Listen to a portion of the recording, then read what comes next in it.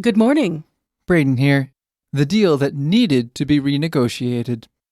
In this lesson, you'll learn about modal verbs of probability and about canceling. This conversation takes place in the morning, just before the meeting. And it's between Sarah and the chairman. Sarah is the chairman's aide, so she'll be able to talk to him easily outside the meeting. Let's listen to the conversation.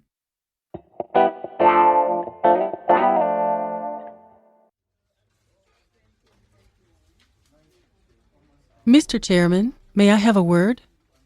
Sure, Sarah. How may I help you? Well, sir, if I may, I think we may have a problem. What's happened? I received a phone call from our keynote speaker, Daniel Giesbrecht, and he informed me that he won't be attending. He can't have forgotten. No, sir. His father died. Oh dear. That must have been hard on him. Yeah, I know. So we need to find a new keynote speaker. Is that what you're telling me? Yes. And another thing, Baxter Jeffries also won't be coming. He said he had scheduling difficulties. Wow. We might not find new delegates fast enough, since the seminar is only 2 weeks away. Yes, sir. At least we haven't printed the meeting schedules yet. What do you think about Jeffrey Nye as the keynote speaker? That could work, sir, but don't you think we should bring it up before the committee?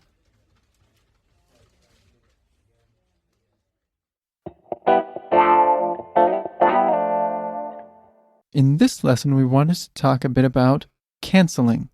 One of the most important things for maintaining trust among your coworkers is to fulfill your agreements.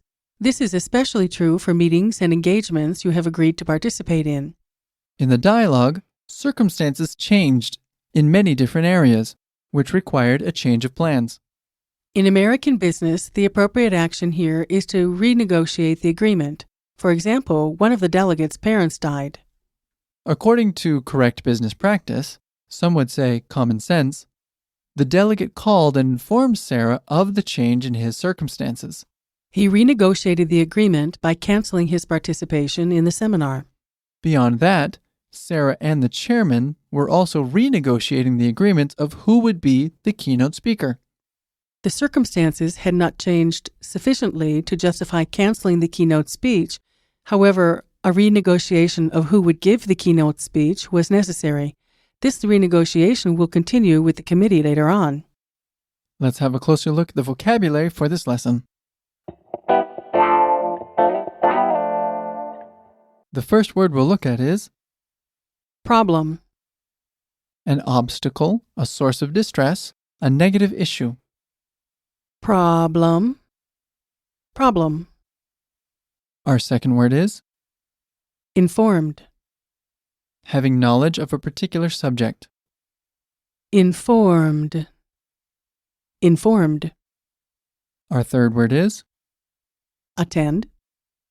to be present at something. Attend. Attend. Our next word is Telling. communicate information. Telling. Telling. Next is Printed. past participle of print. Printed. Printed. Next is Schedule. plan for an activity or event or day. Agenda. Schedule. Schedule. Our next word is Scheduled. describing something that has been planned. Scheduled. Scheduled. Next is Excellent.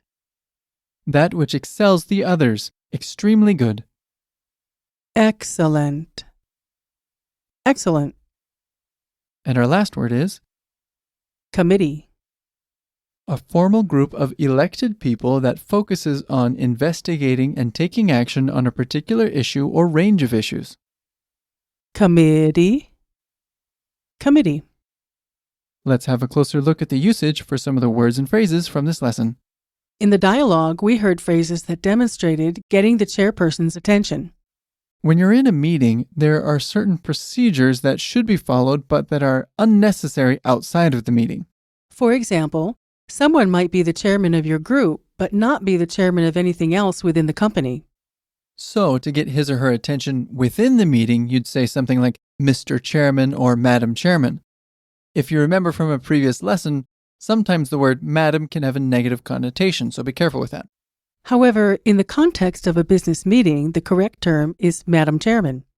You could say Ms. Chairman. However, this sounds awkward and forced. If you are concerned about how the term Madam Chairman might be received, ask the chairman before the meeting what their preferred title is. You could start this conversation by using the phrase, "May I have a word?" This phrase is used when you would like to speak to the chairman, or anyone really, separate from the group. Could you break this down for us? May I have a word? And one time fast. May I have a word? Our next phrase is, "If I may, I think." Sarah used this phrase when she began to express her concerns to the chairman. She was bringing bad news and probably didn't want to be blamed for it. That's right. She said, "Well, sir, if I may, I think we may have a problem." One of the interesting things here is that she used the word may twice in the same sentence.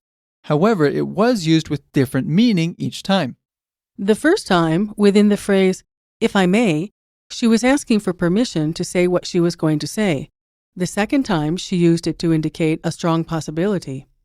To avoid repeating the word, Sarah could have said, "I think we might have a problem," because the word might also expresses probability. However, might is for low probability or low possibility, and may is for high probability, or at least higher probability. You could say that might is less than 50% probability and may is more than 50% probability. Could you break this down for us? If I may, I think we may have a problem. And one time fast. If I may, I think we may have a problem. Let's take a look at the grammar point. The focus of this lesson is modal verbs of probability. Okay, so in the dialogue we heard the phrase, I think we may have a problem. in this lesson we'll cover examples and uses of modal verbs of probability. Modal verbs of probability are used to express an opinion of the speaker based on information that the speaker has. For example, he must be at work. It's 10 o'clock. In this case, the speaker is 100% that the person is at work based on the speaker's knowledge that the person in question usually works during the day.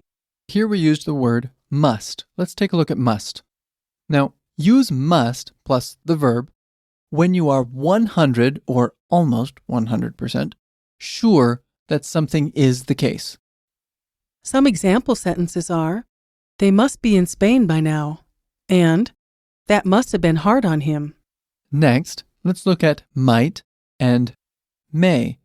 Use might or may to express an opinion that you think has a good possibility of being true. Some example sentences would be, "We might not find new delegates fast enough," and "Jack might have gone to France." Next we have could. Use could to express a possibility which is one of many. This form is not as strong as might or may. It's just one of a number of possibilities. Two example sentences would be, "That could work, sir, but don't you think we need to bring it up before the committee?" And "Peter could have arrived late." Also, use can't to express an opinion that you are 100% sure is not true. Sample sentences for that would be, "You can't be serious," and "They can't have worked until late." Be aware that the past form remains can't have done. Let's review these modals in a question-answer format. Suppose Dustin is 16 years old, and it's 10 o'clock in the morning. If I were to ask you, where's Dustin, what kind of a sentence would you build using a modal? One of the many possible answers is, "Dustin must be in class. That's because it's 10 a.m. One more question. Suppose you're getting married soon and you ask your mother, where do you think I should live? How would she respond? One of the many possible responses is, "You could live in Seattle." That just about does it for today. Thanks for being with us. Thanks for listening. See you later.